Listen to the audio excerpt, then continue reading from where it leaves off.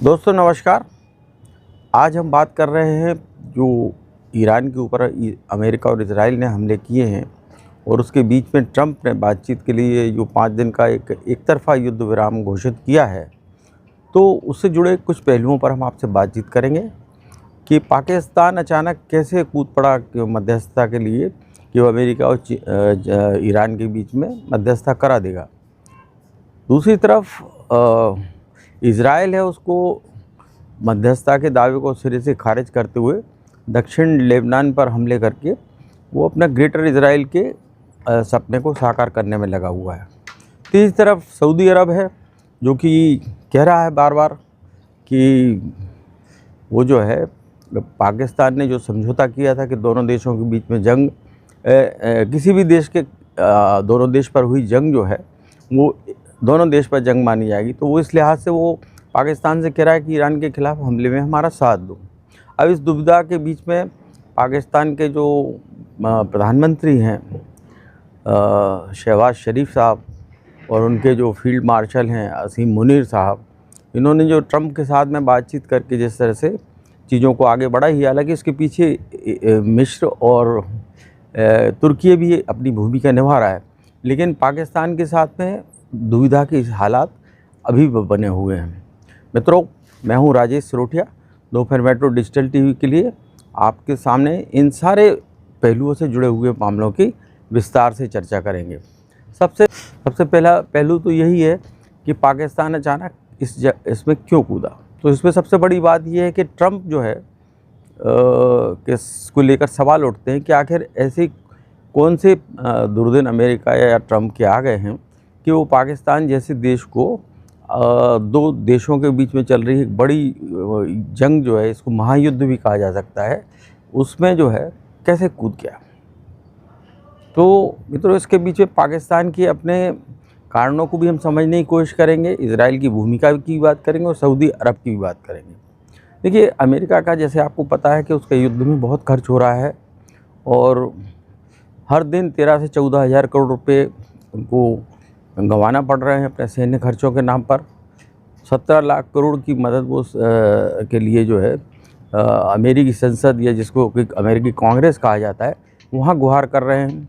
तो ट्रंप की ये मजबूरी है कि वो किसी न किसी तरह से जंग रुक जाए और 5 दिन का जो एक तरफा उन्होंने जो जंग पे विराम दिया है, जो जिसकी डेडलाइन शुक्रवार को ख़त्म हो रही है, और ट्रंप भरोसा जता रहे हैं कि ये बातचीत कामयाब हो जाएगी। हालांकि ईरान ने भी अपने हमले जारी रखे हैं और इजराइल दक्षिण लेबनान में अपने हमले जारी रखे हुए हैं। तो इन सब पहलुओं की अगर हम बात करें तो सारी चीज़ इस बात पर आकर टकती है कि क्या पाकिस्तान इस चीज़ में कामयाब हो जाएगा कि या नहीं होगा। तो आपको मैं इसके बारे में बहुत सिलसिलेवार चीज़ों को रखने की कोशिश करूँगा। क्या पाकिस्तान जो है इस मामले में पीस मेकर बन रहा है या वो कोई कूटनीतिक दांव खेल रहा है। दूसरी चीज़ ये है कि पाकिस्तान जो है अब यहाँ पे कहानी उलझती है पाकिस्तान की कि वो पीस मेकर और कूटनीतिक दांव के बीच पे सऊदी अरेबिया के जो किंग हैं और उनके युवा प्रेसिडेंट सलमान बिन जंग, उन्होंने 2 टूक कह दिया है कि आपने जो समझौता किया था उसके तहत आप ईरान के ख़िलाफ़ हमारे साथ जंग में आएँ, और पाकिस्तान जो है इस मामले में हिचकिचा रहा है। उन्होंने ये शांति का दाव खेला कि अब जब युद्ध ही नहीं होगा तो हम जो है वो बन जाएंगे। और पाकिस्तान का असली मकसद ये है कि IMF अंतर्राष्ट्रीय मुद्रा कोष से उसकी जो दूसरी किस्त रुकी हुई है उसके लिए अमेरिका उनके ऊपर रहम करके वो एक किस्त जारी कर दे, क्योंकि पाकिस्तान के अपने संकट हैं। अब वो दूसरी जगह टांग फंसा रहा है तो सवाल ये उठ रहे हैं कि तुम कौन खामा खां भोपाली में जिस तरह से कहते हैं।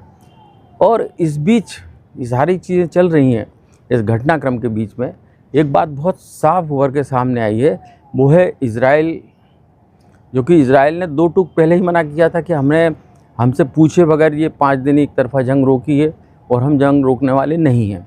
और आज बुधवार को सुबह भारत में जो इजराइल के राजदूत हैं रुबिन अजार, उन्होंने साफ कर दिया है कि भारत ही एकमात्र ऐसा मुल्क है जिसका कि पश्चिम एशिया में बहुत कुछ दांव पे लगा हुआ है। उसकी वहाँ पर हियर से उसकी सुनवाई होती है और वही मध्यस्थता कर सकता है।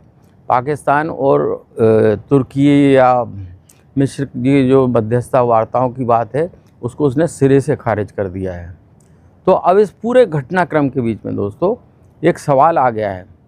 सवाल ये आ गया कि पाकिस्तान इस शांति वार्ता के बीच में, दुविधा के बीच में जो फंसा हुआ है, तो क्या वो इस जंग को रुकवा के अपने आप को क्या हीरो साबित करेगा, या फिर वो एक खतरनाक जोखिम उठा रहा है?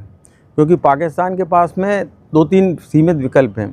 या तो वो ईरान सऊदी अरबिया का साथ देकर ईरान पर हमला करे, या फिर जिस तरह का उसको दूसरा खतरा उसके ये है कि जिस तरह से उन्होंने शिया मुसलमानों के साथ जो पाकिस्तान में मौजूद हैं उनमें फील्ड मार्शल ने जिस तरह से बात कही है, तो कि आप जिसको अगर ईरान से इतना मोहब्बत है तो ईरान चले जाएं, तो वहाँ जो विरोधी प्रदर्शन हो रहे तो आंतरिक युद्ध का खतरा भी उसको मंडरा रहा है।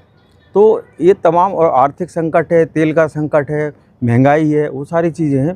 पाकिस्तान को लगता है कि अगर वो इसमें कामयाब हो गया तो वो हीरो बन जाएगा।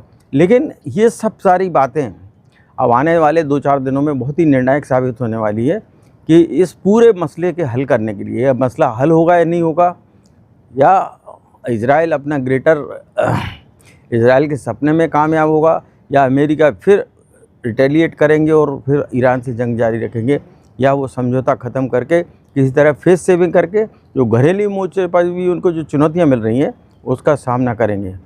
मित्रों, मैं था राजेश सिरोठिया और दोपहर मेट्रो में था मेरा ये विश्लेषण। आप अपनी राय ज़रूर दें इस बारे में।